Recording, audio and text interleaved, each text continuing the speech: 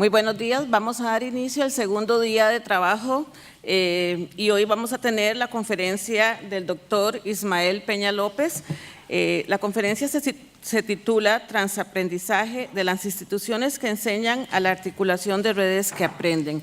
Es un honor para mí presentar al doctor Peña López, quien es profesor de la Universidad Oberta de Cataluña en los estudios de Derecho y Ciencias Políticas, donde dirige el grupo de investigación Open Evidence Research, además de ser Fellow Director de Innovación Abierta en la Fundación Jaume Bofill.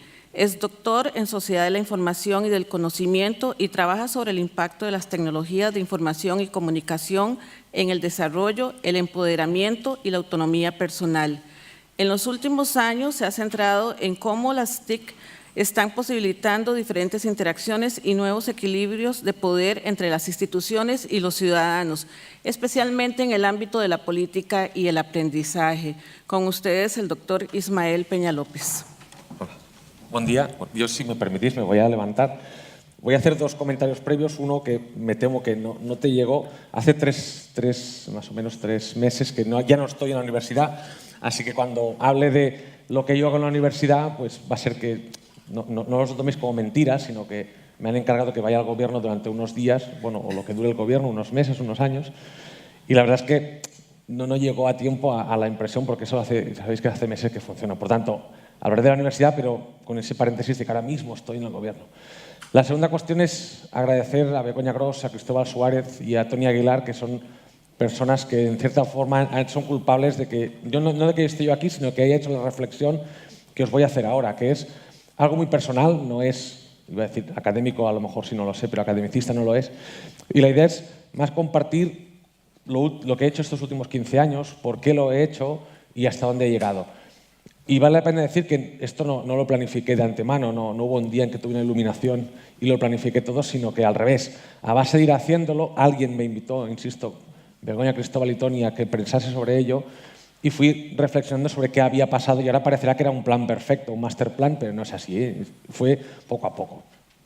La primera pregunta que me hicieron, y fue Toni, me dijo, ven a charlar con los profes de primaria y les vas a contar estas cosas que tú haces de los PLEs, del aprendizaje online y todo esto. Dice, pero piensa que son gente de primaria o como mucho de secundaria. Y pensé, ostras, yo siempre he dado universidad, he dado pues, formación de adultos, y a mí esto no me queda muy lejos. Y me dicen, bueno, pero es que esta es la parte importante de formación, aquí es la que hace todo el mundo y esa es la parte donde normalmente concentramos la innovación docente, los temas de metodologías, etcétera, ¿no? Y piensas, bueno, pues a ver cómo bajo yo a esto y luego piensas, bueno, mis hijos, claro, están aquí, habría que empezar por estas partes de, digamos, esos primeros años de cómo pensamos las metodologías, cómo pensamos en cómo los estudiantes van a aprender, etcétera, etcétera. Porque sobre todo, la escala es real, más o menos, ¿eh?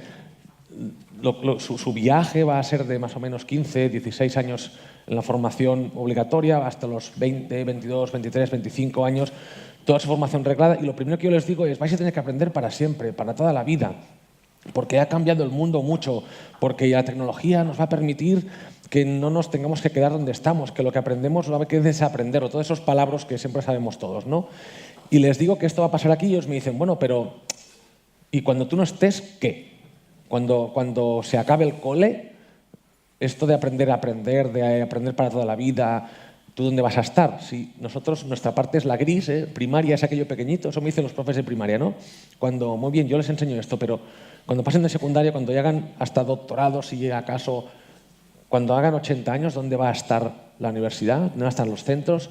Y personalmente, ¿dónde voy a estar yo pudiendo ayudarlos, ¿no? Entonces aquí me hago dos preguntas, que es con lo que voy a empezar esta cosa matutina que estamos ahora aquí perpetrando, y es, una, si realmente nos queremos esto de que hay que aprender a aprender, que toda la vida vamos a tener que estar aprendiendo porque nos van a obligar a desaprender, porque el mundo cambia, se acelera, etcétera, etcétera, etcétera, etcétera, ¿qué herramientas tienen estos niños, o si queréis hasta ya semiadultos, depende, los chicos tardan más, hasta los 40 años no son adultos, las chicas un poco antes, pero la idea es, ostras, mientras están en el aprendizaje formal, en los centros educativos, todos esos conceptos de que nos van concentrando, ¿qué les vamos a dar para que el resto de su vida puedan seguir aprendiendo y nosotros no estemos?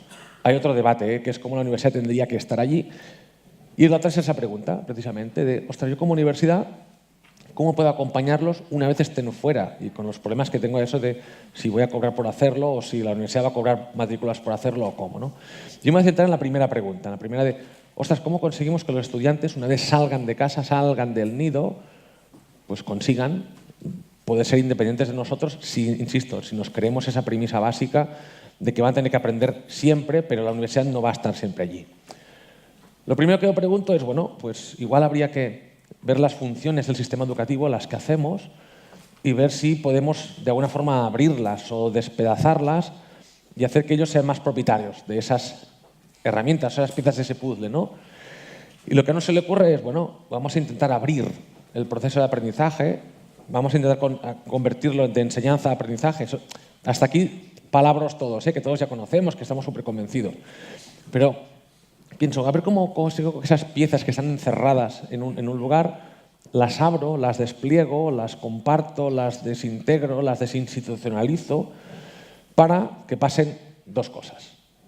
Que pueda entrar conocimiento nuevo y que el de dentro vea que está en otro sitio. Es decir, voy a abrir el proceso de aprendizaje para que no solamente esté autocontenido en una aula o en un centro educativo o en un temario o en una acreditación, etcétera, etcétera, sino que pueda entrar aire fresco, porque ese aire fresco es donde van a vivir después. Y segundo es cómo desde dentro del aula voy a permitir una porosidad que me permita ver el mundo real. Al fin y al cabo, lo que veo dentro del aula es un laboratorio, mejor o peor, tengo iniciativas de abrir, pero siempre es algo muy concentrado, a un señor que habla, a un señor que toma apuntes, algo súper masticado, que lo bajamos, que lo simplificamos, lo esquematizamos, pero luego sales a la calle y el mundo es un poco distinto. Te sirven esas herramientas, pero lo que habías visto normalmente no era nada parecido a lo que estaba dentro. Entonces, cuando yo me planteé en esto de, ostras, tú en tu educación, ¿cómo consigues que tus niños, mis niños eran de 35, 40, 50 años, pero mis niños, cuando salgan al mundo real, no lo encuentren por sorpresa? Pienso, voy a intentar abrir las cosas. Y aquí os hago dos reflexiones. La primera es, exacto, ¿cómo rompemos este esquema de estructuración y secuenciación y planificación exhaustiva? La primera cosa que yo me planteo en mi acción docente, insisto, esto después de muchos años, al principio lo haces más por intuición, es, bueno, vamos a ver qué otros espacios hay del mundo del aprendizaje que yo pueda, si no colonizar, espero que no, sí interactuar con ellos. Especialmente me interesa la parte informal, pero pongo el mapa este de, ostras, diferentes espacios con los cuales necesariamente tendré que dialogar. Porque mis estudiantes van a vivir allí el resto de su vida. Van a vivir en un mundo autodidacta, donde van a tener ellos que aprender por sí mismos sin ninguna ayuda de nadie, o como mínimo con ayuda circunstancial de lo que encuentren en el entorno, pero en general sin ningún tipo de planificación ni de estructura, sino a medida que necesitan resolver un problema van a tener que analizarlo y resolverlo. Luego, a lo mejor encuentran a alguien que hace cosas más o menos estructuradas, es el ámbito no formal, si queréis, las cuestiones de museos, cursos, etcétera, que ya no es una carrera, sino que es algo más o menos, insisto, no, es más estructurado, pero evidentemente no se planifica en el tiempo. Y luego, la parte absolutamente más informal de, a medida que van apareciendo los problemas, cómo interactúo con ellos. Primer reto que me planteo es cómo consigo que mi cuadrante, yo estoy arriba, soy una universidad, estoy dando un máster de administración electrónica, por ejemplo, cómo interactúo con los demás. Segunda cosa, si vamos a abrirnos, si vamos a dialogar con los demás, entiendo que no puede ser una relación jerárquica ni cerrada. Entonces, lo primero que pienso hoy es, bueno, ¿qué voy a hacer? Pues tengo un señor, es mi estudiante, como veis no soy de dibujos, soy de ciencias, o no sé de qué soy, pero de dibujos no soy. La idea es, tengo un estudiante que necesita interactuar con la sociedad, esa red amarilla, aunque no lo parezca, es la sociedad, y digo, bueno, pues lo que yo voy a hacer con mis estudiantes lo haré ahí, no lo haré en un aula, lo voy a hacer fuera, lo voy a hacer en, el ejemplo de administración electrónica es el que más me sirve porque es donde reflexiones más sobre esto, es, bueno, pues en el entorno que es con la administración, con los politólogos, con la gente que está en temas de administración. ¿Y qué voy a hacer? Los voy a implicar en todo esto. Hay una parte obvia, contenido y competencias, esto ya sabemos qué es, el contenido es nuestro temario, las competencias es pues saber qué van a utilizar. Ya no entremos en ese debate, ya sabemos todo el mundo qué es contenido y competencias, pero la parte de arriba para mí es muy interesante. Intentaré que mis estudiantes se conecten, luego veremos cómo, no va a quedar en teoría, pero que se conecten con esa gente. Primera reflexión o segunda o tercera que me hago yo. Si tengo que conseguir que mis estudiantes conozcan las redes profesionales de su futuro ámbito de trabajo, en algún caso no es futuro sino presente, o sus redes disciplinares, yo tengo que estar allí. Las redes disciplinares es más o menos fácil. Ahora estamos en una red disciplinar más o menos aquí. Pero las profesionales significa que yo también tengo que salir de clase. Tengo que saber quién es Alberto Ortiz de Zárate, tengo que saber quién es Marc Garriga, tengo que saber, etcétera, etcétera, quién es Lourdes, etcétera. Gente que están trabajando en ese ámbito. Entonces, la primera cosa que hago yo es identificar a esos profesionales, esas personas disciplinares e intentar que mis alumnos vayan allí. Luego lo iré bajando, pero nos vamos quedando con una sociedad, unas disciplinas, una gente que hacen cosas reales fuera de mi aula y que intentaré que mis estudiantes conecten. ¿Con quién voy a hacer esto? Bueno, pues con otra red, que esta red es más la temática o sectorial, si queréis, con las cuales, perdón, es más la de contexto, la de entorno, la de lo que tengo alrededor, y es, bueno, ¿quién, en qué espacio voy a hacer esto? Tengo una sociedad, digamos, en genérico, donde hay unos entornos en los cuales quiero entrar directamente, que es administración electrónica o es trabajo social o es etcétera. Pero además eso pasa dentro de un lugar. Pasa dentro de un barrio, pasa dentro de un municipio, pasa dentro de un país, pasa dentro de un continente. Tengo que ver ese contexto porque me va a determinar mucho qué va a pasar después. En pedagogía no hace falta que os explique la importancia del contexto, ya la tenemos todos clarísima.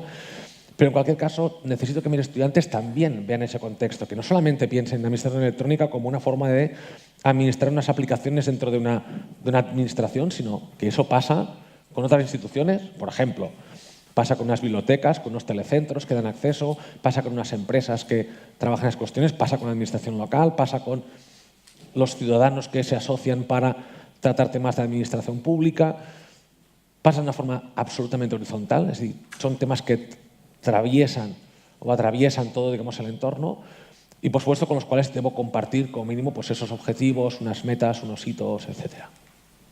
¿Qué más? ¿Dónde, cómo? Pues, ¿cómo lo voy a hacer? Añado una red nueva a lo que era la sociedad, de la parte sectorial y la parte de contexto, una que es instrumental. Es decir, ¿con qué tipo de instrumentos los haré?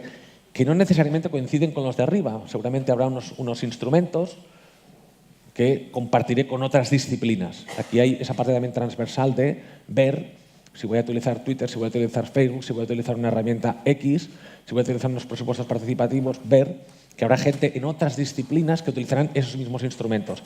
Aquí se cruzan los dos ejes. Una parte es más disciplinar, donde compartimos, entre comillas, el contenido, los intereses, y aquí compartimos las herramientas. Estadística, pues intentaré que mis estudiantes compartan o conozcan quién está trabajando las herramientas y las utilicen para que las utilicen. Si es estadística, si es trabajo en equipo, si es trabajo colaborativo. Intentar que mis estudiantes conozcan esas redes más técnicas o más instrumentales. Yo sé que ahora estáis pensando, ¿este tío dónde va?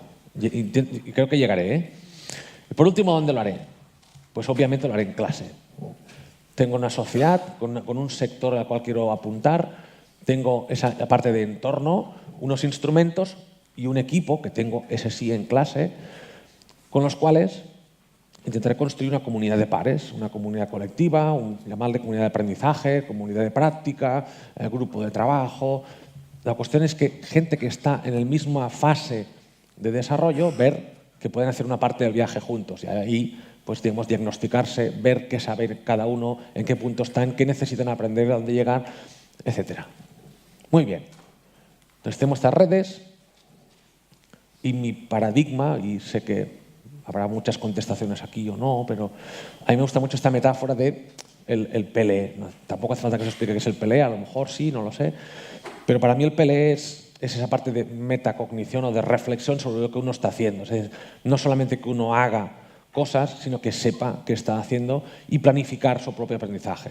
Habrá muchas definiciones, esta es la mía, que es la que más me gusta porque es muy buena, pero en el fondo es, voy a ser consciente de que estoy en un lugar, tengo que llegar a otro, en términos de conocimiento, que ese conocimiento no es solamente de contenidos ni de competencias, sino que forma parte de conocer el entorno en el que estoy, forma parte de conocer la disciplina, la sociedad que me acoge, ese contexto socioeconómico, cultural, demográfico, unos instrumentos, unas personas que conforman esos tipos de redes. Entonces, en ese itinerario no solamente, insisto, de aprender un contenido, sino de tejer esas distintas redes. El resumen gráfico puede ser este, que es el mío propio, el que en algún momento yo me inventé, que lo simplifico en este de aquí, para que no tengáis que achinar la vista. Mis recursos, mis procesos, mis resultados. Insisto que no invento nada nuevo, hay gente aquí que ha publicado libros muy interesantes al respecto, pero la idea es, mis estudiantes tienen que ser autónomos cuando yo no esté, eso es mi obsesión bestial. Cuando yo no esté, y en algún momento no estaré, ya sea porque he desaparecido de su ámbito o porque he desaparecido físicamente y me he desatomizado, habrá un momento en el que ellos deberán ser autónomos y aprender a lo largo de la vida y ser capaces de articular esas estrategias de aprendizaje. Creo yo que puede ser a esos 4 niveles, de sociedad o de disciplina, de contexto, de instrumentos y de grupo pequeño, y les digo, vamos a hacer esto. Eso se lo digo, o se lo decía, cuando hasta 3 meses estaba en clase, les decía, oye, vamos a hacer un PLE. ¿Un qué? Tranquilos, pero esto no iba de administración electrónica, no iba de introducción al derecho. Digo, sí, también, pero vais a tener que estar fuera un rato largo, 50 años, 60, 70 años sin mí, más vale que aprendáis también cómo habéis aprendido. Y les digo, vamos a hacer todo esto de las redes, vamos a ser conscientes de esto y vamos a intentar que nuestro aprendizaje transite, como Hugo ayer habló seguramente de transmedia, pues me viene genial, porque el tema de transmedia y el transaprendizaje es lo mismo, pero para aprender, intentar crearte un contexto o un ecosistema de aprendizaje que no es solamente tu aula, con tus objetivos y tu cosa bien empaquetizada, sino ser capaz de trazar esa estrategia a lo largo de diferentes espacios, diferentes actores y diferentes ámbitos. Muy bien, la parte de... la pràctica. Com anem de temps? Molt bé. Hasta aquí la teoría. Nos ha hablado este hombre de que los niños se le van y que no los va a ver nunca más. Nos ha hablado de que no se queden unas redes, se van a por gente, y luego un PLE. Además, yo vengo, insisto, de Ciencia Política y Derecho, con lo cual esto le sonaba a chino mandarino. ¿Cómo lo hacemos? Pues lo primero es intentar coger todas las instituciones, y veréis que la descripción es muy amplia, muy generosa, y ver cómo podemos llegar a abrirlas o desplegarlas. A mí no me gusta hablar de sustituirlas porque creo que hay beneficios o bonanzas muy interesantes de las instituciones educativas o en general de las que nos hemos dado los últimos 300 años, pero sí creo que las nuevas tecnologías nos permiten desplegar y ver que lo que antes era un folio pequeño en realidad lo vas desplegando y es mucho más amplio. El centro educativo significa que mis estudiantes creen que solo aprenden cuando están en un lugar físico que es dentro de ese espacio institucional. Además, nos hemos esforzado mucho para decir que se aprende dentro, la universidad es donde sabemos, o la escuela en el mejor de los casos, y fuera no se aprende. Hablo en términos generales, después decimos que no, que en el trabajo también se aprende y en el mundo profesional también, pero en realidad no nos lo creemos, decimos que no. Que donde hay que aprender es el centro, porque si no te darían un título, ¿no?, en el centro de trabajo, y no es así. Por tanto, tenemos unos títulos y unos profes que son expertos, han hecho pedagogía y han hecho matemáticas y han hecho literatura, y esos son los que saben y los ponemos en la institución. Y eso lo creemos así. Entonces, cuando la gente sale del centro dice, ya está, se acabó aprender. La primera cosa que intento transmitir a mis estudiantes es, mirad, esto no es así, se puede aprender en cualquier sitio, cuesta mucho, y vamos a intentar... Ay, que no he programado esto. Me voy a tener que acercar un poco aquí.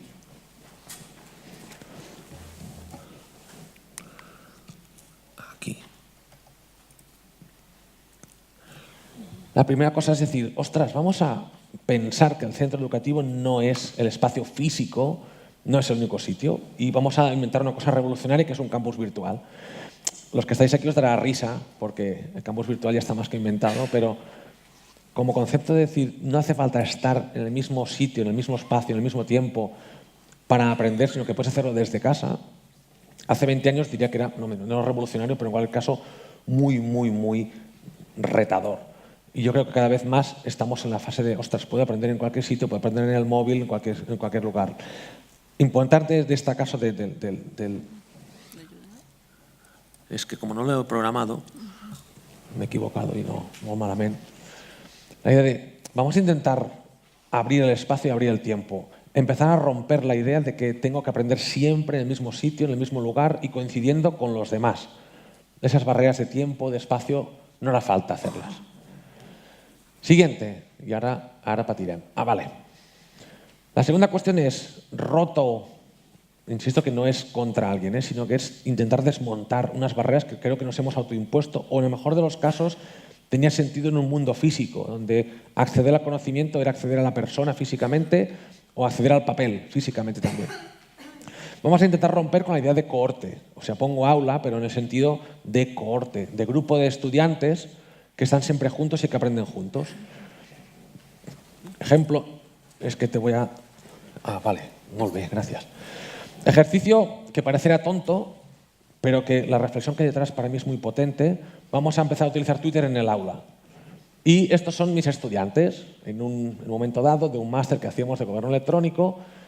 Y diréis, el que ha hecho 111 tweets es Ismael. No, Ismael es el verde. Entonces, primera cosa ya para mí interesante. Se puede empezar a aportar, no a entregar en el contenido si es de calidad o no, pero como mínimo la idea, empezamos a cuestionar la idea de que, ostras, que en el aula hay alguien que es pasivo, que son todos los estudiantes, y alguien que es activo, que es el profe. Pero para mí la más interesante...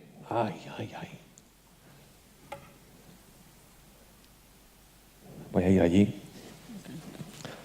Te voy a estar trasteando todo el rato, perdona. Para mí la parte interesante del aula es esta. Como es un hashtag y es en abierto, acabo participando más de 80 personas, de las cuales no lo veis, pero están las primeras espadas de temas de gobierno electrónico en España. Antes he dicho algunos de los nombres. Está Marc, está Lourdes, está Alberto. La idea de que el aula deja de ser algo autocontenido, es una cohorte de estudiantes y son los 15 y esos 15 son los 15 y los 15 son los 15 siempre, y se puede abrir fuera, a mí me parece una idea muy, muy interesante de, ostras, no nos quedemos solo con los que somos, sino, hay gente fuera que hace cosas, estos 80, insisto, son expertos en su tema, he conseguido que esos expertos entren en mi aula, aunque ellos no lo sepan incluso, estos de aquí no sabían que estaban en un aula de la UOC, pero realmente estaban porque estábamos compartiendo cosas, y mis estudiantes ven a alguien más que su profesor y a sus propios compañeros. Pueden salir. Insisto que el ejemplo es muy trivial, es solo una cosa de Twitter, es algo muy sencillo, pero esto se puede repetir con blogs, se puede repetir con Facebook, se puede repetir presencialmente también, nos podemos ir un día a una conferencia, no hace falta que solo sea virtual, pero la idea está de que el aula como espacio cerrado, como cohorte, vamos a cuestionarla y a pensar que los alumnos o los que aprendemos somos todos. Somos todos a la vez, unos están más arriba, Alberto está en el top y mis estudiantes están abajo, pero vamos a empezar a cuestionar esta idea de que, sobre todo porque cuando yo no esté, Twitter seguirá estando allí. Twitter o la comunidad que sea. Pongo el ejemplo de los XMOOCs como otro ejemplo de posibilidad de ir trabajando esa cuestión de abrir. Pongo la X y no la C porque en este caso es conocer a los demás, conocer las cosas que estén haciendo. El libro de texto. Hemos abierto el centro, hemos abierto el aula, hemos abierto... Bueno, pues vamos a abrir también lo que pasa dentro del aula, que es ese temario, ese libro de texto, ese contenido de referencia que tenemos a través del cual vamos a intentar paquetizar el contenido.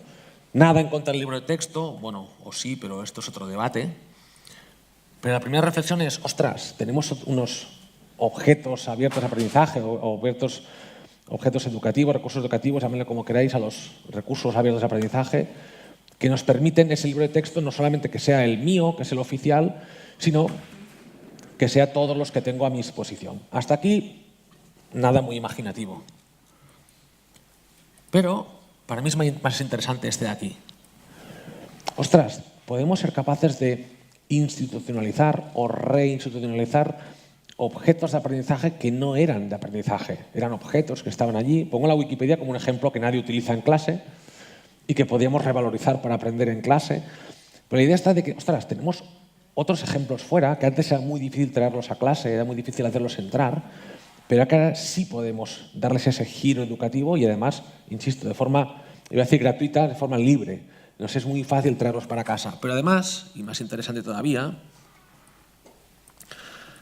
por un motivo que no solamente para reinstitucionalizarlos, sino porque el tiempo nos va a obligar a estar actualizados de otra forma. Estos dos dibujos son el pobre Plutón que echamos del sistema solar, bueno, del sistema solar no, pero sí del club de los planetas de verdad hace unos años, y el bosón de Higgs, que era una teoría hasta hace 2 días, y ahora es una teoría contrastada al 99,9999% de verificabilidad. La idea del libro de texto como algo dinámico, como algo que no podemos fijar de un año para otro, incluso de un año para otros 2 años. Ahora estamos trabajando ya los de 2020 casi, o los de 2019, pero el mundo sigue cambiando. Entonces, para mí esa idea de el libro de texto, no solamente porque es gratis o están abiertos, sino la necesidad imperiosa que tenemos cada vez más de tener referentes que nos permitan estar actualizados. A lo mejor en derecho romano no es necesario, porque ya casi se genera poca jurisprudencia en derecho romano, pero en temas de administración electrónica, como era mi caso, cada día, y eso no exagero, es de forma literal, cada día se genera contenido nuevo, se generan reflexiones nuevas. Yo era incapaz de tener un libro de texto sobre administración electrónica. Tenía un vademecum con unos conceptos sobre interoperabilidad y cosas así, que sí que había que saberse, pero no me atrevían a hacer un estudio de caso, porque el estudio de caso de ayer se desmentía mañana y pasado mañana había otro mejor. Entonces, la idea de trabajar sin libro de texto o con otras cosas. ¿Qué cosas? Por ejemplo, esto, una wiki donde a principio de curso les decía, mirad, la última actividad no sé cuál va a ser. Vamos a analizar una ley o una propuesta de ley, un proyecto de ley, lo que fuese. No sé cuál va a ser. Un año era Valencia, otro año era Aragón, otro año era España, otro año era Cataluña, y lo vamos a hacer entre todos. Eso tenía como mínimo 3 ventajas. Una, interés en el día a día. Ostras, ha salido la ley de transparencia del Estado español, vamos a analizarla entre todos. 2, no puedes copiar, porque como la publicaron ayer no hay nada escrito sobre el tema, entonces eso está bien también. Y 3, y la parte más interesante es que esto, cuando yo no esté, tú vas a tener que hacerlo sí o sí. Y lo vas a tener que hacer con tus compañeros, que van a ser tus compañeros de trabajo o otros aprendices. Y además lo vas a tener que hacer en abierto, porque este wiki está publicado en abierto. Entonces, la idea de que no va a haber una burbujita, un laboratorio donde nadie te va a hacer daño. Mira, chico, la vida es muy dura, vas a tener que recibir por todas partes. Acostúmate ya a que mañana van a publicar una ley, tu jefe pasado mañana te va a pedir qué necesitas saber de esa ley y lo vas a hacer con tus compañeros y de hoy para mañana. La idea de trabajar de esta forma, para mí, y ahora vuelvo al libro de texto, pensar el libro de texto de una forma distinta, no como un resultado final que yo me quedo y me como, sino al revés, como un proceso de aprendizaje donde al final un libro de texto que en el fondo importa muy poco si la ley estaba bien analizada o no. Lo chulo era ese proceso de dónde está el conocimiento generándose, quién está generando ese conocimiento. Yo puedo ser partícipe de ese generar conocimiento, me equivocaré mucho, por eso estoy en primero y no estoy siendo un top cobrando 2 millones de euros al mes, pero la idea está de que el libro de texto, ostras, no como algo que nos viene dado, impuesto, exógeno, sino que en un mundo donde tengo que aprender a aprender, donde tengo que desaprender, bla, bla, bla, bla, puede ser algo totalmente endógeno y que forma parte del proceso de aprendizaje. Ya no sé dónde tengo las cosas. La biblioteca, que es el lugar donde hay muchos libros de texto o de no texto. Pues, de nuevo, no voy a cuestionar el trabajo de la biblioteca, mucho menos el de los bibliotecarios. Sí voy a cuestionar la biblioteca como lugar donde se amontona papel.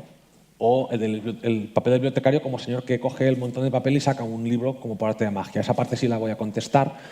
Porque, de nuevo, mi pregunta es, en administración electrónica, ¿quién sabe más? ¿Mi compañero de la UOC o yo? Así con humildad, ¿eh? Pues yo sé más, entre otras cosas porque llevo 15 años trabajando de esto y él no. Entonces yo me creo mi propia biblioteca con, en eGovernment, 200 referencias. Ahora tiene pues, 3.500 referencias en total, no solo de gobierno abierto, casi 4.000 referencias. Eso es lo que leo yo, eso es lo que leéis vosotros cada día. ¿Por qué está en un cajón? ¿Por qué está en un Excel que solo tengo yo? ¿Por qué no lo abro y convierto eso en una biblioteca, si queréis tácita o implícita o llamadle como queráis, pero ostras?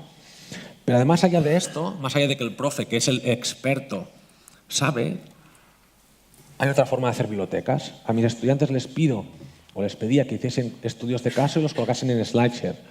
Ahora SlideShare es la mejor biblioteca del mundo en estudios de caso de administración electrónica porque mis estudiantes llevan 10 años allí volcando contenido. No es exactamente así, pero hay otras partes donde una biblioteca puede ser colaborativa. Este es el caso, ¿eh? Muchos estudiantes volcando contenido. El primer día solo hay 2 PowerPoints, es una pena. pero después de 10 años de colgar estudios de caso, habrá 200, 300 casos allí. ¿Cómo son de buenos? Pues no sé, ya veremos, ¿no? Eso es otro problema, que podemos hablarlo después. Pero la idea de que yo pueda construir una biblioteca colectiva y que además no es una biblioteca, es un puñetero repositorio, en este caso de SlideShare. Vamos a desacralizar eso de la biblioteca como un lugar de expertos que lo curan todo muy bien, que al final el problema era de espacio y de dinero, o a veces el criterio era no me cabe este libro, no tengo dinero para comprarlo. Y vamos a hacer otra cosa, y ahí llamaría a los bibliotecarios de estas son las bibliotecas, vamos a ver cómo interactuáis con ellas. ¿No? Esa charla le he dado en otro sitio. Pero de nuevo la idea de que la biblioteca es otra cosa. No es un lugar físico donde voy y hay un señor que me dice que tengo que leer, sino es un lugar que yo construyo o co-construyo, que existe en 1000 lugares distintos. Puede ser SlideShare, puede ser un hashtag de Twitter, puede ser una biblioteca de un amigo que la tiene físicamente allí y que para mí desmonta o abre la idea de que es una cosa cerrada, controlada, estructurada, etc. Más cosas. Seguimos abriendo cosas. Insisto que no quiero destruir nada, sino al revés, darle un valor mucho más amplio. El temario, el centro, la clase, la biblioteca, el libro de texto, pues lo que hay dentro del libro de texto, pues vamos también a cuestionar por qué lo hacíamos hasta ahora así. Lo hacemos así porque tenía que ir publicado en un libro de texto, porque las cosas no cambiaban nunca jamás. Pero ¿cuál va a ser el temario de mi estudiante cuando tenga 60 años o tenga 58 años en su lugar de trabajo dentro de 20? Él tendrá que ser capaz de construirse su temario. Cuando él esté allí y yo no esté, insisto, para mí esa es una obsesión total. Cuando yo no esté y él sí esté con su problema de aprendizaje que necesita saber algo nuevo, ¿cuál va a ser su temario? ¿Vendrá a mí, me lo va a pedir? ¿Se lo va a descargar de la página web de la universidad de hace 20 años, de administración electrónica? Ni de broma. Entonces, bueno, ¿cómo abrimos esta cuestión? Pues el pantallazo es un poco antiguo porque ya está cerrado Delicious, pero la idea es vamos a construir un temario colectivo, de nuevo. Vamos a que cada uno, los enlaces que compartimos en Twitter o en el aula entre nosotros, mira qué interesante este artículo, mira qué interesante esto otro, vamos a generar un temario entre todos donde este es el mío, de nuevo es el mejor que hay, pero lo chulo es que entre todos nos demos un hashtag, no lo veis, pero está allá arriba, EGOP, que era el hashtag del aula, y entre todos que co-creamos ese nuevo temario. ¿Y esto va a entrar? Por supuesto que entra examen. ¿Y por qué no iba a entrar? Si es que el mundo se va moviendo, no podemos parar el mundo porque tú ahora estás haciendo un curso y eso no puede cambiar.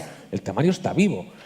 Y ese para mí es el mejor aprendizaje que les puedo dar a mis estudiantes. No tanto que si el temario es grande o pequeño o va a entrar todo o no va a entrar nada, sino la idea de que, lo siento, en el Neolítico las cosas eran muy fáciles, la piedra de sílex durante 3000 años hicisteis la misma, pero ahora ya no.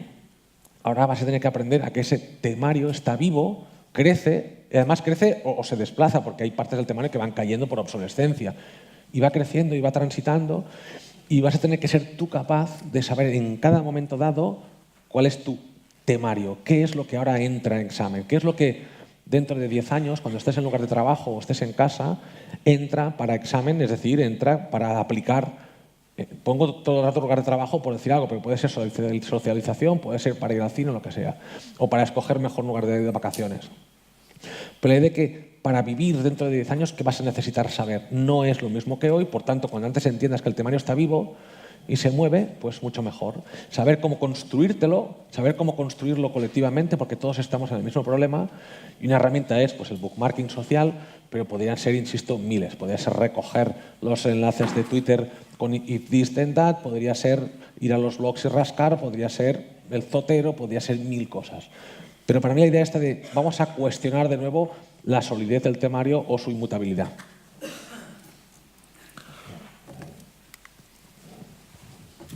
Esto de haberlo hecho mal. Calendario. Seguimos cuestionando los conceptos o las instituciones educativas. Calendario sabemos qué es, pues que en septiembre ya sabes qué vas a hacer en julio. De nuevo, eso estaba bien para Derecho Romano, sabías que Derecho Romano era una disciplina que no iba a crecer nunca más, se murieron todos los romanos, bueno, los clásicos, ya está bien, ahí se dejaron su posado. Pero ahora realmente somos capaces de programar todo esto cuando hemos dicho además que el centro ya no es el centro, sino que es algo que no depende del espacio y del tiempo, el aula o la cohorte es porosa, el temario cambia, el libro de texto vive en muchos sitios. parece pensar que si todo el contenido es tan fluido, el día a día también lo sea. La parte más obvia, de nuevo, bueno, pues un foro. ¿Qué significa este foro? Significa que el domingo sale un tema súper interesante, casos reales, y mis estudiantes deciden en domingo empezar a hablar entre ellos. Y yo les digo, pero no hay clase hoy, es domingo, es mañana. Les importa un rábano que yo esté en el zoo con mis hijos. Ellos deciden que ese tema que ha salido era un tema de Baleares, de Administración Electrónica, había salido el viernes, lo empiezan a debatir el sábado, pero el domingo, con el café, con leche y tal, empiezan como unos posesos a debatir entre ellos esa cuestión.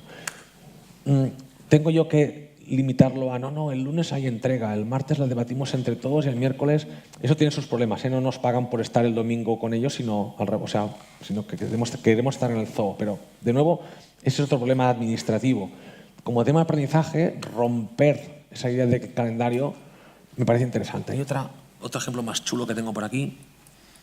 La Flipped Classroom ya la conocéis. Este ejemplo es precioso. Los que no sois del ámbito catalán a lo mejor no lo conocéis. Meyus Ferrés y otras compañeras hacen cada miércoles un chat por Twitter, un EduChat. Y es una cosa tan friki como que gente que a las de 8 o 9 de la noche se dedican a hablar de estos temas. Esta comunidad que está súper viva y que habla de estas cuestiones y que cada miércoles nos encontramos allí, ahora ya no tanto porque tengo que dar de cenar a los niños, pero están allí ellos sí, sin mí. Un domingo nos despertamos hablando precisamente sobre los MOOC, que si esto, que si lo otro, a raíz de un artículo de La Vanguardia, no me acuerdo ya ni qué fue, y estuvimos hablando un montón de rato durante todo el domingo, como unos locos. Supongo que nuestras parejas nos miraron mal todo el domingo, pero lo mejor de todo es que al final de todo, Meyus cogió, hizo un Storify y aglutinó todo el contenido y lo creó no sé si llamarle libro de texto, llamarle documento, informe, no sabría decir cómo. La parte chula es que un domingo por la mañana, con gente que la mayoría no nos conocemos personalmente, no nos hemos tocado nunca, estuvimos hablando muy en serio, hablamos bastante en serio a fondo de temas potentes, con enlaces, con reflexiones. Yo creo que Twitter, el problema de Twitter no es que la gente diga chorradas, sino que tú sigas al que dice chorradas, ¿no? Cuando sigues a gente interesante, la verdad es que aprendes un montón. Pero lo bueno es que realmente creamos aprendizaje un domingo sin programarlo, sin que estuviese pensado, sin que estuviese articulado. Nadie había previsto que ese día haríamos algo y realmente aprendimos mucho. Bueno, o al menos lo simulamos que hemos aprendido mucho, ¿no? Para mí, transmitir esta idea a mis estudiantes de que en cualquier sitio, cualquier momento es bueno para interactuar con tus compañeros, con los otros que no son compañeros, con una excusa de no sé qué. Bueno, pero ¿y cuándo vas al zoo? Pues ya hablaremos en otra parte, en sociología, no en pedagogía, en sociología, hablaremos de cómo nuestra vida cotidiana se ha visto alterada por esto, ¿no? Pero desde un punto de vista de aprendizaje, pensar en que hay unas barreras, hay un calendario estricto, me parece que es quedarse muy, muy, muy corto. A mí me hubiese sabido muy mal haberme perdido esto y seguramente me he perdido un montón, ¿no? Pero de nuevo la idea está de no solamente que no vamos a programar porque el domingo por la noche puedes estudiar en casa, no es solo estudiar, es que hay una comunidad de gente que está activa y que genera contenido y al menos intenta generarlo de calidad. Y luego va Meyus, que es la más friki de todos, y luego lo recoge, ¿no? Vamos a cuestionar, no al último, pero sí al que estamos todos esperando. Lo ha cuestionado todo este hombre, lo ha abierto todo, ha dicho que todo tiene que cambiar, pues vamos a cambiar al profe también. Venga. Lo primero, Josep publicó este estudio de caso precisamente de Lleida, de Administración Electrónica, y a la semana de publicarlo tenía casi 1.000 visitas, 1.000 lecturas. Josep era un inexperto, lo pongo con comillas porque obviamente no lo era por si publicó esto, ¿no? Pero la idea de que un estudiante al día siguiente de hacer su trabajo lo publica en abierto y tiene 1.000 visitas, lo convierte automáticamente, si no en un referente, sí en alguien que forma parte de esa red, ya voy recogiendo para casa, de personas que, al menos en Lleida, sí saben de administración electrónica, sí saben de gestión de la tecnología en la administración. En clase éramos 15, 20, 40, aquel año no me acuerdo cuántos éramos, leyeron 1.000 personas, por tanto, algo debió pasar. ¿Eso lo convierte en profesor? Pues no lo sé. ¿Y qué me convierte en profesor a mí? ¿Que soy el que está aquí arriba con la americana y no estoy aquí abajo? Pues no lo sé. Para mí esa idea de de momento, subvertir la institución, repensar que la institución es algo que nos hemos dado, que hemos legitimado nosotros de una forma, con un constructo social, y la tecnología nos permite, como mínimo, reflexionar sobre cómo hicimos aquello y si valdría la pena hacerlo distinto. La comunidad de práctica más importante de España, que precisamente estos días ha tenido su congreso internacional ya, porque son 3.000 personas en Toledo, Novagop, donde están todos los expertos y no expertos, gente que trabaja en temas de administración electrónica en España y la América Latina, o sea, habla hispana, todos o muchos están metidos ahí. ¿Quién es el profe? ¿Yo porque estoy aquí o Ignacio? ¿O es de nuevo Alberto, que no tiene el carnet de profe, no se lo han dado, pero todo el mundo lo reconoce como un maestro? ¿Por qué voy a privar a mis estudiantes de conocer a estos maestros, aunque no sean profes?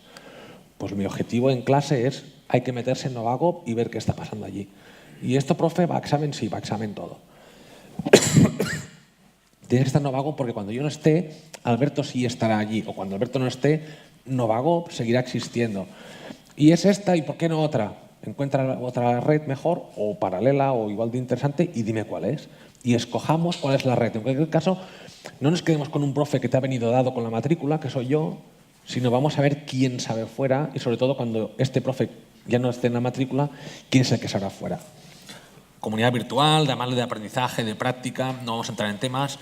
Los MOOCs, en ese caso constructivistas, si no conocéis el famosísimo DS106, vale la pena, es un MOOC que lleva funcionando, supongo que iría por los 5 años. Ya no sabemos si es un MOOC, si es una comunidad de aprendizaje, es un lugar donde todo el mundo aporta cosas. Aporta cosas quiere decir que hay un repositorio en algún sitio donde la gente aporta actividades, no contenido para aprender, sino actividades para evaluarte. Entonces ya el tema de quién es el profe aquí lo inició un profesor de verdad, eso sí, pero en una comunidad que ya tiene cientos de personas funcionando durante 5 años, ¿quién es el profe? ¿Quién es el que sabe? Si yo hago temas de, en este caso, de digital storytelling y no conocen mis estudiantes esta comunidad, ¿qué favor les estoy haciendo? Porque yo quiero mantener mi reputación, mi posición social, mi reconocimiento.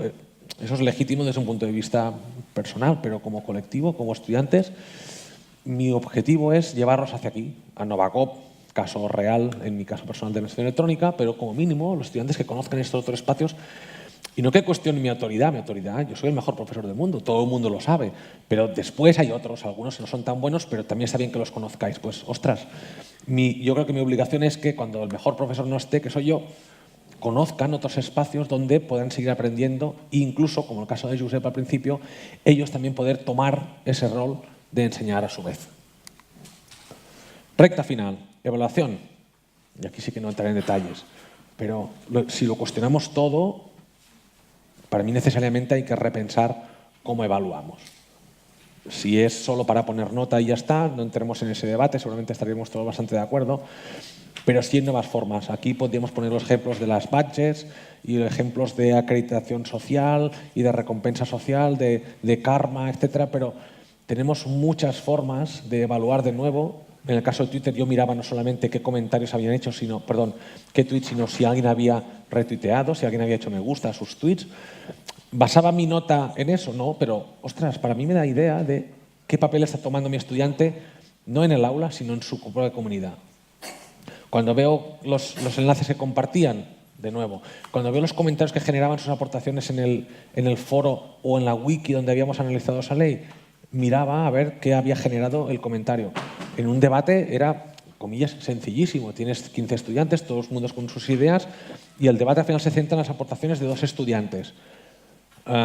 Sea porque son polémicas o porque son constructivas, que generen 2 ideas, mucho debate. A mí me da una idea de que a lo mejor esos estudiantes han hecho algo singular, algo de interés.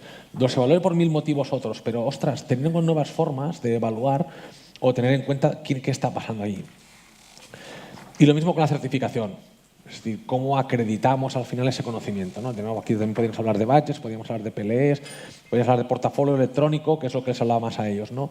Ostras, no os quedéis solo en el título, que eso va a servir, pues yo creo que cada vez menos, también es otro debate, pero quedaos en qué habéis hecho, recoged todo lo que habéis hecho. Si ese PLE además de tenerlo implícito, o para vosotros lo hacéis en abierto, tenéis un repositorio en abierto, vuestras horas en abierto, tenéis un portafolio digital en abierto, eso cuenta como título oficial, no, pero como certificación, como evidencia de que has aprendido, que has transitado, de que has creado una comunidad a tu alrededor o que tú te has incorporado en esas redes, ostras, vale la pena.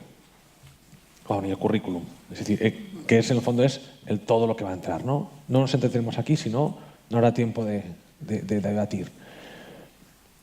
Recapitulamos. Los niños empiezan a aprender en un momento dado, lo masticamos todo y resulta que después nos damos cuenta de que el resto de su vida tienen que seguir aprendiendo. ¿Tendrán herramientas para hacerlo? ¿Dónde estaré yo? Cuando yo no esté, ¿qué van a hacer? Creo que tienen que hacerlo, que tienen que ir construyendo una serie de redes. Creo que la forma de acercarse a esas redes es doble. Autorreflexión sobre lo que yo estoy haciendo y que alguien me eche un cable a reinstitucionalizar unos espacios informales con los que ahora tendré que dialogar el resto de mi vida. Cuando la universidad no esté, se cae el cuadrante aquel de arriba, de lo formal, y se queda el resto. Yo os propongo pues, esos 10 espacios o instituciones que podemos repensar, que podemos reinstitucionalizar, que podemos hacer de verdad. O sea, todo lo que os he explicado es verdad, el Twitter, el Facebook, los marcadores sociales, la wiki, no sé qué, toda esa tecnología puesta al servicio no de sí misma, no ni siquiera del aprendizaje, sino de la transformación de cómo yo entiendo que es aprender, de cómo yo veo la universidad o el centro educativo como algo complementario a un ecosistema inmenso de redes en las cuales yo quiero que estés. Pero no el día siguiente cuando eches currículum, si empieces de cero el día siguiente de titularte, sino antes, durante. ¿Qué puedo hacer yo desde la universidad, aparte, o de la universidad o del centro educativo, aparte de esas partes más en contexto? Pues 3 cuestiones que en el fondo no son nada de otro mundo. Mostrar ese contexto, mostrar esas redes donde vamos a tener que actuar, la disciplinar, la de entorno, la más instrumental y la del colectivo que hace el viaje juntos. Identificar los espacios, un hashtag de Twitter, una red virtual o de una comunidad de práctica que es Novagop, una wiki donde crear una ágora que como no existe la voy a crear yo para que los estudiantes puedan utilizarla de lugar de pruebas y analizar una ley entre todos de forma pública o más o menos encerrada, o un MOOC, o un no sé qué, o una clase magistral en clase, eso también, pero o sea, es una parte más de esas diferentes ágoras cuando antes solo había una, que era mi clase el lunes a las 8. Y por último, que pasen cosas. Es decir, identifico los espacios, quiero que pasen cosas. ¿Qué quiere decir que pasen cosas? Twitter es estupendo, tenéis que ir allí y socializaros porque es una red fantástica para aprender. Bueno, que pasen cosas quiere decir que yo les ayudo con un hashtag para que sea un entorno un poco de pruebas, les incentivo porque quien no esté en el hashtag no va a probar, eso es un incentivo también, es facilitar la interacción, pero les ayudo ese empujoncito extra que yo sí les puedo dar con mi cosmovisión de las cosas, con mi conocimiento previo de todo lo que está pasando. Que en el fondo no es ni más ni menos que planificar un aprendizaje, es decir, dónde estamos, dónde quiero llegar y qué itinerario voy a seguir. No es nada del otro mundo, ¿no? Pero en cualquier caso sí que es darle la vuelta. Cierro. Cuando yo no esté, igual lo habéis visto porque yo siempre lo pongo en todas partes, hace 10 años que pongo esta diapositiva porque me gusta mucho y ya está, como la he puesto yo, vosotros no podéis cambiarla, os la tenéis que comer. El señor Vygotsky dijo, ¡ay! Los niños hacen cosas ellos solos, aquí, son capaces de hacer muchas cosas solos, pero si les ayudamos con un experto más hábil, pueden llegar a una frontera de desarrollo superior. Yo sé sumar yo solo, pero con un profe que me ayude, aprendo a multiplicar porque me dice, es que multiplicar es sumar varias veces. Yo sumar ya sabía, pero multiplicar me han ayudado. Entonces, en función de ese profe que me acompaña, puedo ampliar mi zona de conocimiento o competencial, si queréis, a una frontera superior. El problema que tenía Vygotsky, que si habías nacido en Boston, era genial, porque estaba ahí Harvard, estaba el MIT, era la monda. Allí expertos que tenías alrededor eran, todos premios Nobel, ¿no? Si naces en el cuello sur del Everest, pues como no hay algún Sherpa por allí que se pierde y te ayude a multiplicar, pues no aprendes nada. Había una limitación física de ese experto más próximo. Claro, la parte chula de Internet es que nos permite que esa zona de desarrollo próximo que decía Vygotsky sea dinámica. en función de qué recursos soy capaz de hallar, y como virtualmente son virtualmente infinitos, soy capaz de ampliar esa frontera cada vez más, cada vez más, cada vez más. Y en el límite, y no es broma, puedo acabar pues, montando un cohete para ir a la Luna o puedo montar una central térmico-nuclear.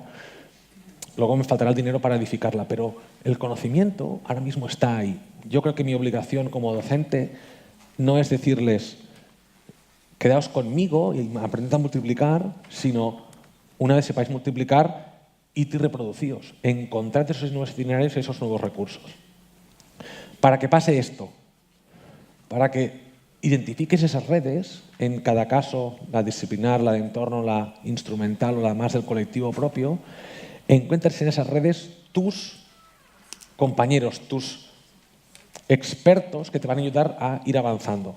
Para que al final, bueno, con el TuPLE, ahora ponemos esos PLEs en los nodos y acaba siendo esto. Estos cuadritos pequeños son los PLEs de todos nosotros que montamos esa red tupida y ahora no llego porque está muy alto, pero cuando llego lo que hago es tapar uno de estos y digo, cuando yo no esté, nadie nota la diferencia.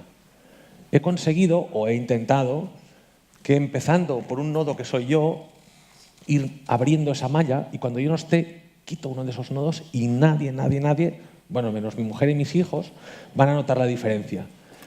Y para mí esa es la idea principal de todo. Cuando yo no esté, ¿qué tengo que conseguir? Tengo que conseguir que ellos tengan sus estrategias de aprendizaje, que esas estrategias estén en conexión con el mundo. Y pongo 4 niveles, pero podríamos poner 10 o podríamos poner 2. Ahora no vamos a discutir eso.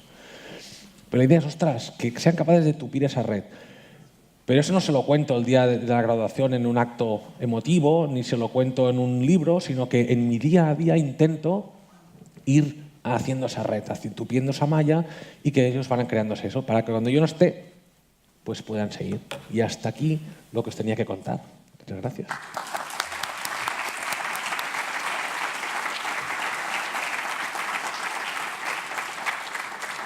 Muchísimas gracias, doctor Peña López. Realmente ha sido muy enriquecedor todas las propuestas que nos hace para nuestra labor diaria. Procedemos ahora a la sección de preguntas. Les recuerdo a los participantes que nos están acompañando vía streaming que pueden hacer sus preguntas a través de slido.com y que las estaremos leyendo aquí. También a los participantes de la sala que levanten la mano y con mucho gusto les damos la palabra. Voy a empezar con una pregunta que que vino también de los participantes que están virtualmente y dice: abrir el tiempo, abrir el espacio, ¿cómo abrir la creencia arraigada en el estudiante de que solo se aprende en el aula? ¿Cómo abrir esa zona de confort? Bueno, yo creo que es más o menos lo que he ido explicando, que puedo repetirlo todo si queréis, ¿eh? No, pero para mí la idea es intentar encontrar, esto que diré es muy obvio, porque se ha hablado 1000 veces de la motivación intrínseca, pero encontrar cuál es el punto de enlace de lo que está haciendo con su realidad. En mi caso, entiendo que era muy fácil porque tenía adultos de 35, 40 años que no les hacía falta motivación intrínseca porque ya venían súper motivados de casa, ya habían hecho ese ejercicio de qué necesitaré mañana. Era formación de adultos, era formación de máster sobre todo, pero en cualquier caso creo que es encontrar esa realidad fuera del aula y traérsela para adentro. No es intentar que el aula funcione como laboratorio de sustitución de la realidad, sino decir, bueno, ¿cuál es lo que te interesa a ti? ¿Cuál es lo que hay que hacer dentro de ese ámbito disciplinar, por supuesto? E intentar tú salir de clase y ir hacia allí, en cualquier caso. Ok, gracias. ¿Alguna pregunta aquí en la sala?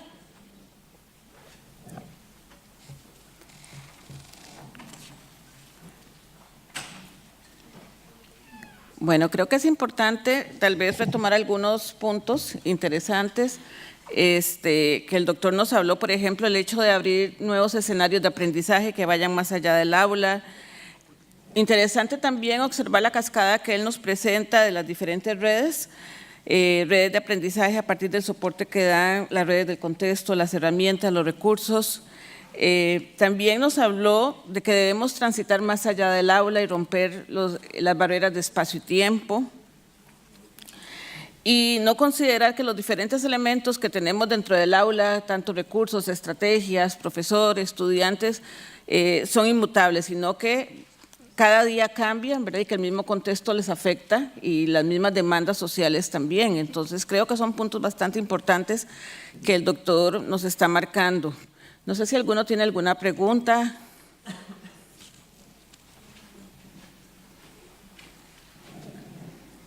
También la compañera. Ya le van a llevar el micrófono. Tal vez si nos dice el nombre y de dónde viene y hace su pregunta. Buenos días.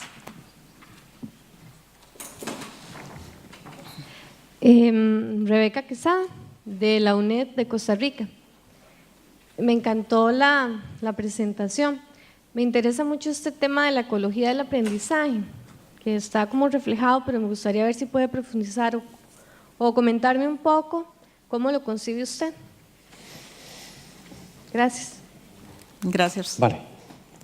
Aquí tenemos un problema, o yo he tenido siempre un problema muy grande en esto de la ecología del aprendizaje, y es no voy a hacer prisioneros, ya me perdonaréis, el desarraigo bestial que tiene la universidad con el mundo real. No creo que sea culpa de los que estamos aquí, o un poco sí, pero me refiero a que los incentivos que tenemos los universitarios para estar en el mundo real son absolutamente negativos. Tenemos que publicar en determinados sitios, en unos determinados temas más o menos comerciales académicamente, y eso nos aleja de ese día a día. Digo esto porque yo lo que me fui dando cuenta, insisto, esto no fue una reflexión de hoy para mañana, sino poco a poco, de que si realmente tenía que estar en esas 4 redes, yo tenía que estar en esas redes. No podía decirle a mis estudiantes, ve, hijo mío, ve a la selva y vuelve vivo, sino yo tenía que acompañarle a casos reales. En ese hashtag yo he habitado o habito en ese hashtag habitualmente, lo cual le dedico un tiempo a estar en ese hashtag sobre el gobierno abierto, que no es de académicos, es de practitioners, es ese bicho que había que eliminar. Luego tengo que estar en Novagop, en esa comunidad de práctica, donde trabajan temas que no son académicos, ni se puede publicar nada en esa red, pero ahí pasan cosas de verdad. Me relaciono, ahora un poquito más, pero me relaciono con los gobiernos. He trabajado desde ayuntamientos, diputaciones y gobiernos estatales en diferentes proyectos, incluso en entidades supranacionales, que nunca me han reportado ningún beneficio académico, pero sí me han permitido saber cuál era el tema que estaba tratando en esa cuestión el mundo, cuál era un tema relevante, tema o temas, quiénes son los actores, cómo estaban afrontando esos retos, y conociendo esos actores, esos retos, qué instrumentos estaban utilizando. He aprendido a programar, he aprendido a utilizar R, he aprendido a utilizar 1000 cosas, a dibujar con PowerPoint, como habéis visto, de mal. Estando en todos esos espacios me permite conocer esas redes, o no sé si mucho o poco, pero me permite mapearlas, saber que existen, estar en ellas, yo formar parte, ser un nodo de allí, y entonces, a partir de mi nodo que se conecta con otros, conectar a mis estudiantes primero a mí y después que me hagan el bypass. Eso para mí es la forma de trabajar esa ecología, es decir, realmente yo hacer el trabajo previo, de zapa, de saber quiénes son los temas, quiénes son las cuestiones. Algunas son académicas, la parte instrumental, la roja, la que había casi al final, es eminentemente académica, no solamente desde herramientas tecnológicas, sino qué están diciendo mis compañeros, qué cuestiones están publicando, qué utillaje utilizan para analizar, para evaluar, para planificar, qué teorías, qué marcos teóricos están para analizar esas cuestiones. Eso está ahí, es una de las 4 y es muy importante para mí, pero es una de las 4 y está relacionada con las otras y las intento ponerlas en marcha. El coste personal que tiene hacer esto es enorme, no se recompensa más que, bueno, mira, en mi caso me han puesto en el gobierno, no sé si es una recompensa o es un castigo, pero es verdad que ahora mismo los alicientes o los incentivos para hacer eso son 0. Eso quiere decir que todo lo que os he contado va en contra de vuestros intereses racionales. Yo me lo creo y creo que mi objetivo, bueno, digamos, mi vocación es precisamente que la academia sirva para algo y es para formar, pero para transformar. Y bueno, yo creo que además, y eso es una cuestión que no sé si todos estáis en la misma situación que yo, pero yo estaba en una universidad más o menos pública, con lo cual creo que el dinero de los impuestos tiene que ir a que esto sea útil.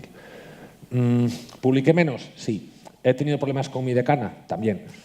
Pero, bueno, yo creo que en algún momento acabaremos equilibrándolo o veremos que esos ecosistemas pueden trabajar, o si no, la universidad desaparecerá y habrá universidades corporativas que a las 3 redes que ya existen le añadirán la tercera, la de roja, que la dábamos nosotros, la añadirán a las universidades corporativas, mejor o peor, nos ficharán a la mitad de aquí, nosotros no, y eso funcionará así.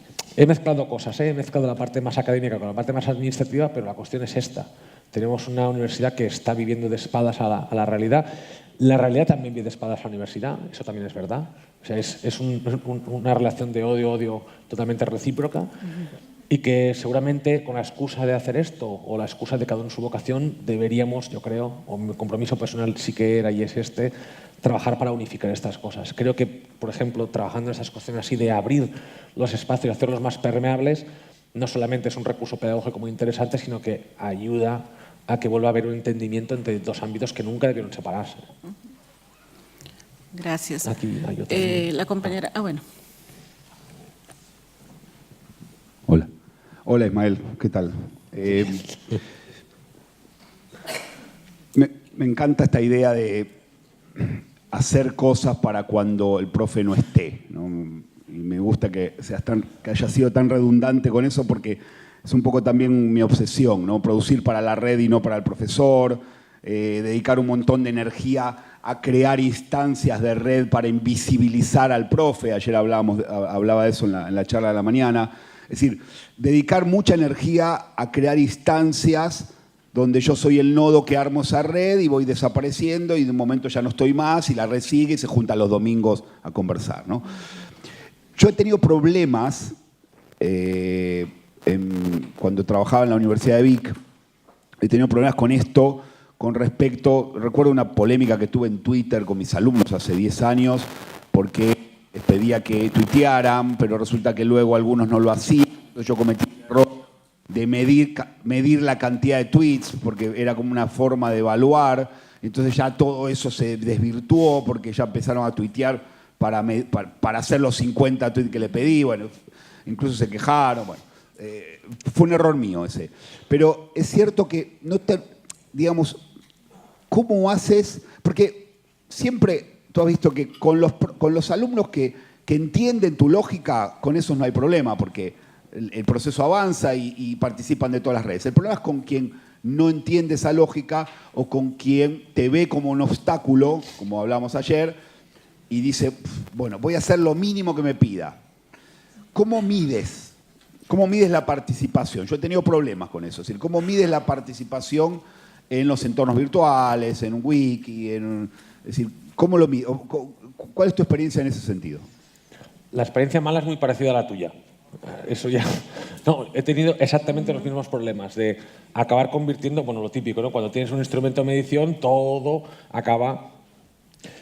En mi caso intentaba evitarlo con redes redundantes. Es decir, mirad, quien quiera leerse el material, que es de Ismael, por tanto sé que es bueno, no hay problema. Quien quiera leerse el material y ir al examen final, pues vale. Y quien quiera jugar a estos otros juegos, pues también. Evidentemente hay una parte que, de la misma forma que, no sé, que tienen que aprender qué es interoperabilidad y eso hay que aprenderlo y en el examen sale interoperabilidad y no sale defínelo, pero hay que saber el concepto, si no, no puedes seguir. Pues hay que haber participado de alguna forma y yo creo que es legítimo decir, mira, es que uno de los objetivos de aprendizaje de esta asignatura o de este máster es que salgas fuera y no mueras en el intento y si no has sido capaz, pues te voy a suspender. Eso me parece legítimo, que una parte sea, oye, que esto va en serio, porque te lo estoy explicando y te estoy diciendo que es importante como forma, no de trabajar en el aula, sino como forma de vivir y como output que yo quiero que tengas como objetivo. Pero hay otras cuestiones mucho más sutiles, no tanto de si van a desvirtuar la herramienta o no, sino yo no quiero que el mundo sepa que estoy estudiando. Esto es un caso, insisto, que en mis estudiantes que eran de máster y es la UOC, sabéis que la UOC es a distancia, entonces son gente adulta que vuelve a la universidad, o muchos nunca habían estado allí, y había gente que decía, yo es que trabajo en un banco o trabajo en la administración, soy muy reputado allí, pero no saben que no tengo un máster y no quiero que sepan que estoy estudiando porque eso les dará a entender que no sé. También es un error pensar que un máster es para aprender y no... Pero gente que no quería estar en Twitter porque sencillamente no querían que los otros supiesen que tenían una doble vida como estudiante. Había otras cuestiones, propiedad intelectual, gente que publicaba cosas de su trabajo que no querían que, bueno, que no podían ser públicas. Entonces, además de desvirtuar la herramienta porque voy a trolear y te voy a dar 100 tweets, ¿quieres cientos? Aparte de eso, había otras cuestiones también más de fundamento, de identidad digital o de identidad personal, de secretos, digamos, profesionales, etc. Entonces, lo que hice fue, como he dicho al principio, intentar no sustituir una cosa por otra, sino crear una caja de herramientas y hacer redes redundantes en el sentido de que tengo el libro de texto, tengo la wiki, tengo Twitter, tengo no sé qué, y articulo cada cosa en cada momento. Difícilmente todo el mundo se opondrá a todo, y el que se opone a todo merece suspender, ya está, así se lo digo, el que se ponga a todo va a suspender, pero el que tenga reservas en una herramienta, una dinámica u otra, siempre tiene una de repuesto, que la última es el libro de texto y los mensajes de Ismael diciendo que os tenéis que leer esto y presentarme un ensayo el lunes 3, el lunes 18 y el lunes 22. No sé si funcionó o no. En general la satisfacción de los estudiantes era buena, pero siempre tenía un grupo de estudiantes que nunca iban a jugar a eso. Era más o menos un 15-20% dependiendo del año. Y esos nunca, jamás jugaron a nada. Hicieron los 2 tweets que les pedía de obligatorios, o los 3 enlaces, o los 3 PowerPoints. Pero a esos, aparte de penalizarlos un poco, si cumplen con el resto, tampoco los puedes suspender sistemáticamente. Entonces, insisto, redes redundantes, por si falla una, pues que la otra pueda funcionar y no dejar desangelado aquello. Tenemos una pregunta más y si alguien más tiene preguntas, con esta finalizamos, nos las pasa por Slido y se las hacemos llegar al doctor.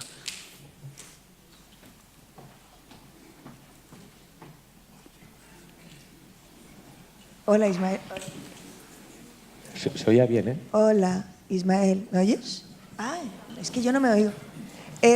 Vale, quería preguntarte por un asunto de sostenibilidad. Y es una cuestión de eso de yo soy un académico, yo me lo creo, yo tal, la vida es así, no nos pagan por esto, pero para eso estamos. Y aunque esto no valga nada en el currículum, no hay que hacerlo porque creemos en la universidad pública, bien, yo me lo creo, hago lo mismo, mola. Pero sabemos que no es sostenible. Eso no es sostenible y además la gente que empieza ahora mismo, si juega ese juego, es probable que se acredite más tarde, que llegue peor y que vaya a tener un camino mucho más difícil. Pero ahora mismo no hablemos de nosotros, vamos a hablar de tus estudiantes y de los míos. La pregunta es, ¿hasta qué punto una dinámica de este estilo es sostenible cuando deje de ser exclusividad de Ismael Peña y empiece a ser lo normal en una titulación en donde un estudiante tiene 5 asignaturas en las que tenga que tener una dinámica de este estilo o parecida que le aproxime a la realidad y además trabajar, por ejemplo, en el caso de un estudiante de máster? Esto no es sostenible. ¿O sí lo es? ¿O cómo lo ves tú? Gracias. Gracias. Creo que la respuesta a la primera cuestión que no quieres tocar está relacionada con la segunda. La forma de hacer sostenible mi propia vida es sustituir unas tareas por otras. Por ejemplo, un profe de máster normalmente va a preparar estudios de caso y lo que haces es pegarte un palizón de leer y luego de redactar 3 estudios de caso que son niquelados, súper bonitos. Yo hace años que no redacto ninguno. Lo que hago es, le traspaso ese marrón a mis estudiantes. Lo que hago yo es preparar todo este montaje de qué plataforma, y aquí es en sentido muy virtual, qué plataforma voy a articular para que ellos puedan construir estudios de caso y yo pueda evaluarlos y ellos aprender a través de hacerlos, intentando echar las mismas horas. Probablemente las distribuyo muy distinto. No me estoy 3 meses preparando los estudios de caso, pero sí me estoy 3 meses acompañándolos en su estudio de caso en lugar de llegar allí, dar la chapa e irme. Para el estudiante entiendo que la idea es la misma. Es decir, que intente solapar o intente alternar tareas. ¿Cómo solapar y cómo alternar? Para mí el tema del portafolio es fundamental. Es decir, en la medida que tú armas tu entorno personal de aprendizaje, ese mismo recurso te va a servir para 3 o 4 asignaturas. Esa misma actividad que estás haciendo en una red te servirá para varias. Intentaré no cargar a mis estudiantes más de la cuenta. Dos previas. Una, hay que estudiar y hay que trabajar. Lo digo porque algunos estudiantes creen que un máster es otra cosa o que es virtual y es otra cosa. Pues bueno, oye, vas a tener que trabajar mucho y no verás a tus hijos. Pues oye, mala suerte haber estudiado en otro momento, ¿no? Pero eso es así. Y la otra cuestión es que una cosa que tendemos a hacer es, como esto es muy divertido, vamos a trabajar el triple de lo que deberían en mi asignatura. Entonces, dos cosas. Tienes que trabajar más de lo que tú crees, pero yo te daré menos trabajo del que yo creo que tendrías que hacer. Hechas esas previas, de nuevo, la idea de armar un PLE no es tanto para reflexionar sobre ti mismo, sino también para armar una estrategia que te permita llegar a todas partes, que te permita ser sostenido en todas partes, que te permita, entre comillas, utilizar los mismos recursos para todas tus asignaturas. Y aquí hago ahora sí la referencia sobre las competencias. Si hablamos de contenidos, esto es insostenible porque acabas abriendo tanto espacio que no abarcas. Si hablamos en competencias, eso tiene mucho más sentido y escala mucho mejor, porque la competencia de establecer una red, de establecer tu proyección hacia afuera, de tus contactos, tus estrategias de aprendizaje, es la misma para las 20 asignaturas que puedes tener en un máster o en un grado. Por eso, y ahora recuperando un poco cuando hablaba, de lo que hablaba con Hugo, ostras, la idea de que tenemos que cambiar la estrategia. La mía yo ya la estoy cambiando, pero estudiantes tenéis que cambiar vuestra propia estrategia para que sea sostenible. Pero de nuevo no es para que sobreviváis a mi máster, es para que sobreviváis fuera. Porque cuando estéis fuera vais a tener que seguir aprendiendo y seguir trabajando. Que esa es la gran obsesión que tenía al principio de la charla, ¿no? Lo siento, en el Neolítico aprendías a hacer un arma de sílex y ese modelo ya era para 3.000 años, era genial. Y además duraba 3.000 años, los tenemos hasta hoy, ¿no? En el mundo real no va a ser así, vas a tener que compaginar de nuevo y para siempre las dos cosas. Entonces, vamos a darle este vuelco y si es sostenible en el aula, será sostenible en el trabajo. En corto, creo que si la estrategia es de contenidos, mal, si la estrategia es de competencias, bien, y si lo que haces es armar una red y no una jerarquía de procesos, que es como funcionamos hasta ahora en el aula, jerarquía de procesos, te hago un encargo, tú lo respondes, haces un encargo, lo respondes, y es una ecología, creo que eso sí escala mejor. La transición es donde nos dejamos todos la cola del gato, es donde yo como profe he sufrido un montón y entiendo que mis estudiantes al principio sufran conmigo, después están contentos, ¿eh? Durante el curso hablan mal de mí y al final dicen que no. Pero es verdad, la transición va a ser lo más duro, pero creo que hecha la transición, en el nuevo estadio creo que sí que es sostenible. Muchísimas gracias a todos por haber compartido la conferencia.